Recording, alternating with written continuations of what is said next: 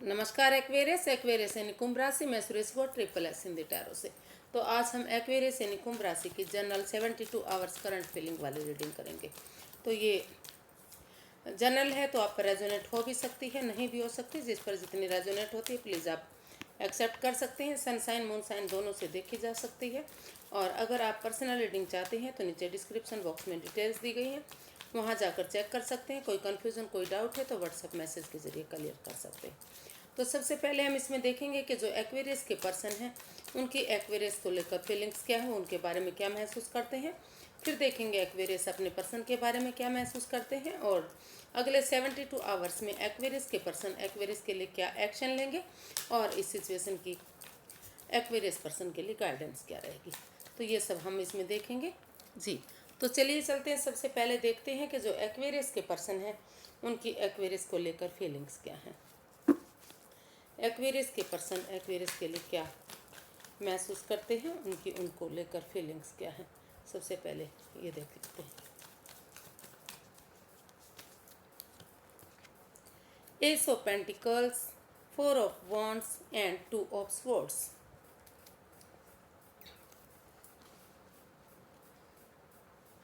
तो एक्वेरियस जो आपके पर्सन हैं वो जो है एक क्रॉस मार्ग पर खड़े हुए हैं। वो महसूस कर रहे हैं, उनको लग रहा है कि उन्हें क्या करना चाहिए। वो मतलब कुछ भी सॉल्यूशन नहीं निकाल पा रहे हैं। उनको एक तरफ लगता है कि उन्हें नए रास्ते की तरफ ने एक ब्रांड न्यू बिगनिंग कर लेनी चाहिए। यूनिवर्स जो अपॉर्चुनिटी दे रही है वो उसको एक्सेप्ट करते हुए इस रिश्ते में एक ब्रांड न्यू बिगनिंग करनी चाहिए। और दूसरी तरफ वो सोच रहे हैं कि सबसे पहले उन्हें खुद को स्टेबल कर लेना चाहिए, अपने फैमिली के परिवार के साथ अभी टाइम स्पेंड करना चाहिए जब तक चीज़ें सही नहीं हो जाती। या फिर ये भी हो सकता है कि वो ये सोच रहे हैं कि अगर इस रिश्ते में कोई कमिटमेंट वगैरह होती है, अगर तो ये रिश्ता और यूनिवर्स जो अपॉर्चुनिटी दे रहे हैं अगर उसको एक्सेप्ट करते हुए इसमें ब्रांड न्यू बिगनिंग की जाती है तो ये रिश्ता काफ़ी स्टेबल हो सकता है, कामयाब हो सकता है। फिर से इसमें जो चीज़ें ख़त्म हो गई थी रिकॉन्सिलेशन हो सकता है। वो समझ ही नहीं पा रहे हैं कि उन्हें इस नई अपॉर्चुनिटी की तरफ जाना चाहिए या फिर फैमिली परिवार की तरफ रुझान करना चाहिए। अभी परिवार के बारे में, फैमिली के बारे में सोचना चाहिए जब तक चीज़ें सही नहीं हो जाती। तो उन उन वो अभी उस दुविधा में उलझे हुए हैं और उनसे बाहर आने की कोशिश कर रहे हैं। या फिर वो ये भी हो सकता है कि वो एक्वेरियस के बारे में महसूस करें कि एक्वेरियस अगर इस रिश्ते में स्टेबिलिटी चाहते हैं, फिर से अगर इस रिश्ते को खुशियों भरा बनाना चाहते हैं, फ्रूटफुल बनाना चाहते हैं तो उन्हें एक फैमिली, एक परिवार की तरह इस रिश्ते में एक ब्रांड न्यू बिगनिंग करनी पड़ेगी। इस अपॉर्चुनिटी को एक्सेप्ट करते हुए जो यूनिवर्सिटी दे रहे हैं तो उन्हें आगे बढ़ने की ज़रूरत है। तो वो ये सब फील कर रहे हैं, महसूस कर रहे हैं। तो वो समझ ही नहीं पा रहे हैं कि अभी उनके लिए कौन सा मार्ग सही है। अपना पहले फैमिली परिवार के साथ घर बसाने का या फिर नए रास्ते की तरफ बढ़ने का, यानी कि जो अपॉर्चुनिटी यूनिवर्सिटी दे रही है उसकी तरफ आगे बढ़ने का। तो देख लेते हैं जो एक्वेरियस हैं वो अपने पर्सन के बारे में क्या महसूस कर रहे हैं। एक्वेरियस की अपने पर्सन को लेकर करंट फीलिंग्स क्या है, वो क्या महसूस कर रहे हैं, क्या फील कर रहे हैं।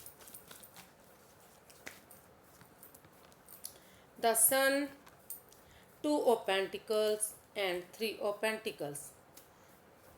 सेम यही चीज़ें जो एक्वेरियस हैं वो भी अपने पर्सन के बारे में सोच रहे हैं।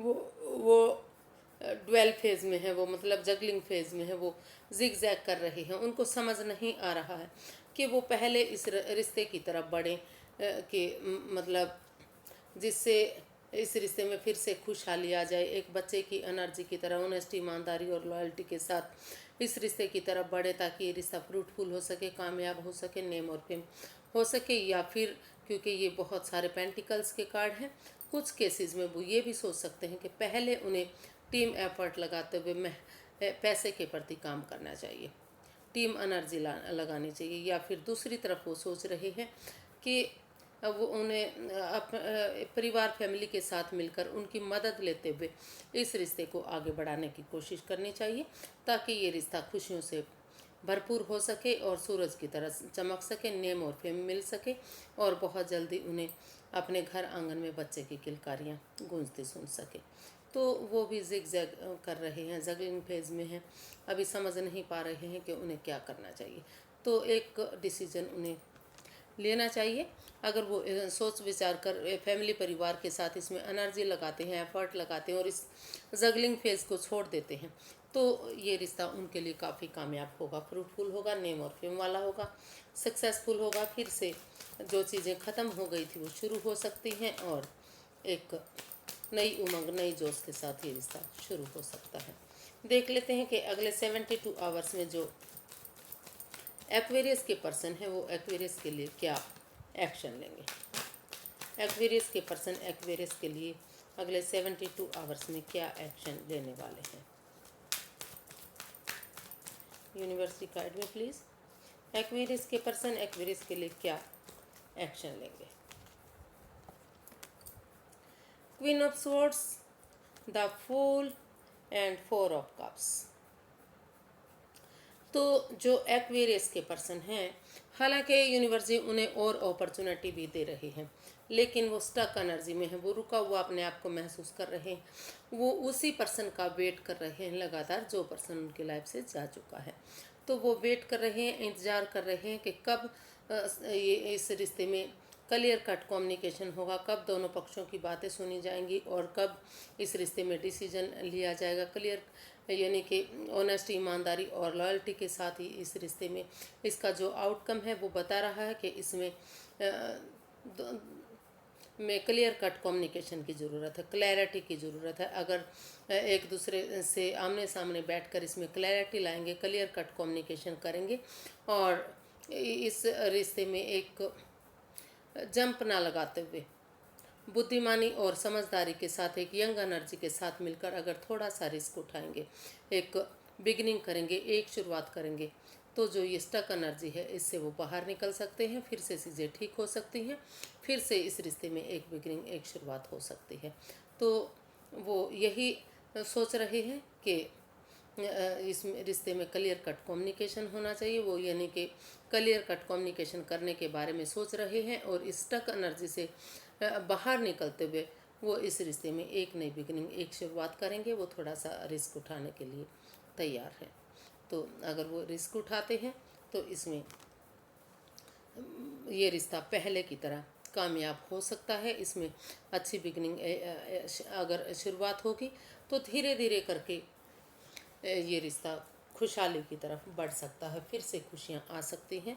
काफ़ी घर बनना, घर बसना, स्टेबिलिटी होना, खुशियाँ होना, सारी चीज़ें इस रिश्ते से मिल सकती हैं। और जो उनका प्यार, जो उनका रिश्ता ख़त्म हो गया था, रिकॉन्सिलेशन हो सकता है, रिलेशनशिप फिर से उसमें शुरू किया जा सकता है। देख लेते हैं कि इसका जो गाइडेंस है वो एक्वेरियस पर्सन के लिए क्या रहेगी।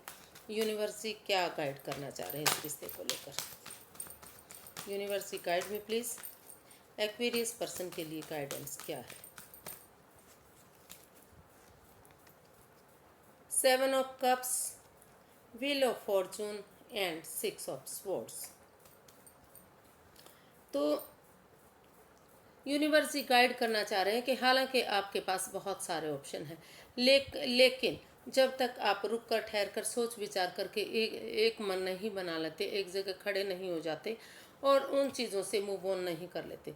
सबसे पहले आपको उन चीज़ों से मूव ऑन करने की ज़रूरत है, उन चीज़ों से बाहर निकलने की ज़रूरत है जो आपको परेशानी दे रही है, जो जिसकी वजह से आपका रिश्ता ख़राब हुआ है। उस जगह से, उन लोगों से, उस सिचुएशन से, उन परेशानियों से, उन दुविधाओं से पहले मूव ऑन कीजिए, बाहर निकलिए। और जब आपको लगे कि आप ठीक हो गई है, सिचुएशन सही हो गई है, तो सोच विचार करके, एक मन एक विचार करके यूनिवर्सिटी जो अपॉर्चुनिटी दे रहे हैं, यूनिवर्सिटी जो जब समय का पहिया आपका साथ देगा, काल जो भाग्य चक्र आपका साथ दे रहा है या आपके साथ है, तो उसमें एक दूसरे से माफ़ी मांगते हुए एक बिगनिंग, एक शुरुआत कीजिए, ताकि धीरे धीरे करके चीज़ें आगे बढ़ सके, रिश्ता पॉजिटिव हो सके, फिर से खुशियाँ आ सके। लेकिन अभी आपको सबसे पहले रुक कर, ठहर कर, सोच विचार करके उन चीज़ों से मूव ऑन करना है, उन चीज़ों से बाहर निकलना है जो आपको परेशानी दे रही हैं, जिसकी वजह से शायद आप दुविधा में हैं, क्रॉस मार्ग पर खड़े हुए हैं। उन चीज़ों से बाहर निकलिए और फिर सोच विचार करके उसमें एक मन बनाइए और आगे बढ़िए। एक दूसरे से माफ़ी मांग लीजिए और फिर से ऑनेस्टी, ईमानदारी और लॉयल्टी के साथ इस रिश्ते में एक बिगनिंग, एक शुरुआत कीजिए। समय आपका साथ देगा, भाग्य आपका साथ देगा। जो इस रिश्ते में जो परेशानी, जो दुविधाएं थी, जो दुख के बादल थे, वो छट जाएंगे और सारी चीज़ें पॉजिटिव होंगी। तो पहले आपको उन चीज़ों से मूव ऑन करना है जो आपको परेशानी, दुविधाएं दे रहे हैं। उस क्रॉस मार्ग से आपको बाहर आना है। रुक कर, ठहर कर, सोच विचार करके ही आपको आगे बढ़ना है। समय जो आपका साथ दे रहा है उसमें अच्छे कामों में उस समय को यूटिलाइज कीजिए। तो आज के लिए इतना ही, फिर एक नई वीडियो के साथ मिलेंगे। अगर वीडियो सही लगती हैं, अच्छी लगती हैं तो लाइक कीजिए, शेयर कीजिए, सब्सक्राइब कीजिए, कमेंट्स करना मत भूलिए, क्योंकि एक अच्छा कमेंट्स पॉजिटिविटी देता है, वीडियो बनाने में सहयोग देता है।